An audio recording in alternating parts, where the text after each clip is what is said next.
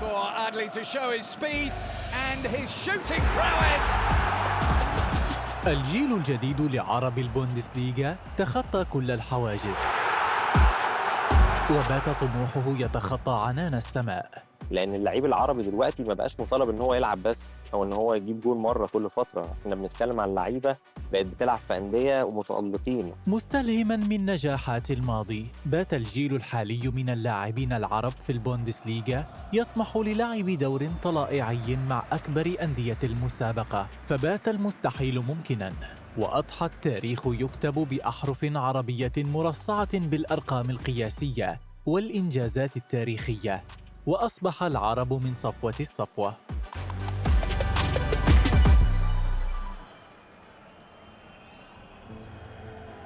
They played on. Hakimi is through. This should be a second for Dortmund. It is. Achraf Hakimi. مكتسبات جيل الأساطير توجت ببروز اسمين مغربيين فتحا باب الطموح على مصراعيه أمام الجيل الجديد، إذ أصبح مهدي بن عطية أول اسم عربي يمثل العملاق بايرن ميونخ ضمن جيل ذهبي قاده بيب غوارديولا وتوج معه المغربي بلقبي دوري. أما أشرف حكيمي فجاء ليرفع منسوب الثقة بتحوله لواحد من أهم نجوم بروسيا دورتموند.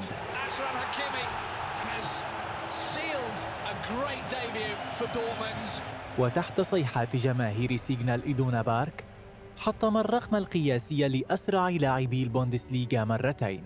وتعالى زئير أسود الأطلس داخل ألمانيا عن طريق النجم نصير مزراوي صاحب لقبين للبوندسليغا بقميص العملاق بايرن ميونخ، وقبله كان مرور المهاري أمين حارث الذي في موسم 2017-2018 توج بجائزة أفضل مبتدئ بالبوندسليغا.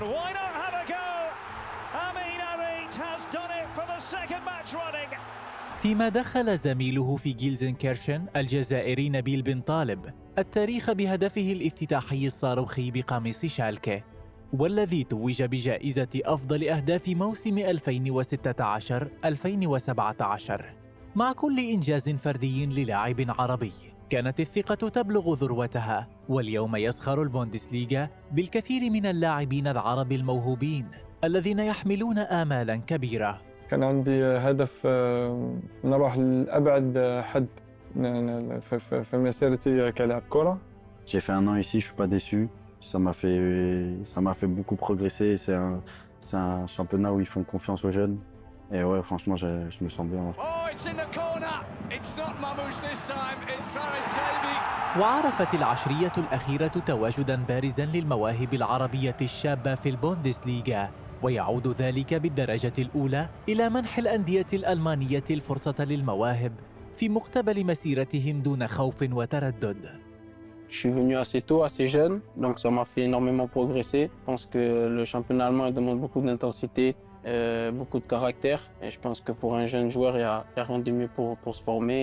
Et j'ai énormément progressé ici. وجود الصبر بيمنح اللعيبه العرب ان هم وقت كافي ودقائق كافيه ان هي تاخد وقتها، حتى لو تمت اعارته يرجع تاني للنادي بتاعه، فبيكون في عمليه بروسيس كده، مش مجرد استعجال للنتيجه بسرعه، وده علامه مميزه للكره الالمانيه استفاد منها اللعيبه العرب اللي راحت للبوندسليغا. تطور المواهب لم يكن ليأتي سوى عن طريق نظام أكاديميات متطور واهتمام متواصل بالفئات العمرية الشابة، لذلك يعرف عن الدوري الألماني أنه البيئة المثالية لأي لاعب صاعد.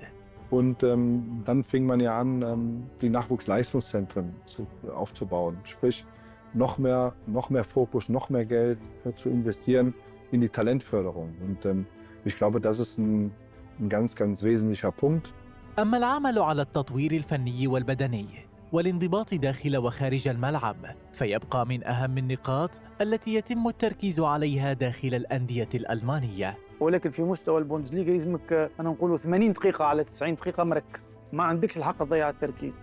إذا ضيعت شوية تركيز تخسر الكرة، تخسر الماتش، تخسر الهجمة، تخسر الهدف، تضيع الفرصة. وعلاوة على ذلك توفر ملاعب البوندسليغا أجواء ساحرة ودعما جماهيريا قل مثيله في العالم بأكمله، وهو عنصر لم يغفل عنه أحد ممن تحدثنا معهم. ملعب دورتموند جماهير دورتموند بالنسبة لي ديجا سي سور الأفضل في ألمانيا وواحدة من الأفضل في العالم. Mais après, en Bundesliga, comme tout le monde le sait, toutes les équipes presque ont beaucoup de fans. Donc c'est toujours agréable dans tous les matchs, tous les week-ends, les stades sont remplis. Donc en tant que joueur, c'est toujours un plaisir de jouer devant un stade rempli plutôt qu'un stade à moitié plein. Chaque week-end, quand on se déplace, de jouer dans des grands stades. Et voilà, c'est un grand changement ça, par rapport à la France qui n'a pas forcément de... C'est beaucoup les grands clubs qui ont des grands stades, mais ouais, ça fait plaisir. كل ذلك شجع المواهب العربية على التوافد على ألمانيا في عمر مبكرة على غرار أمين عدلي، عمر مرموش، فارس الشايبي أو آدم آزنو، وهي كلها أسماء أثبتت أن التجربة الألمانية تستحق العناء. في موسم 18-19 عملوا إحصائية على اللعيبة اللي هي أقل من 20 سنة في الدوري الألماني، فلقوا إنه متوسط دقايق اللعب الموجودة للعيبة دي وصلت لحوالي 33,000 دقيقة. ده كان فارق حوالي أكتر من 10 أو 12,000 دقيقة لعب عن دوري زي البريمير ليج.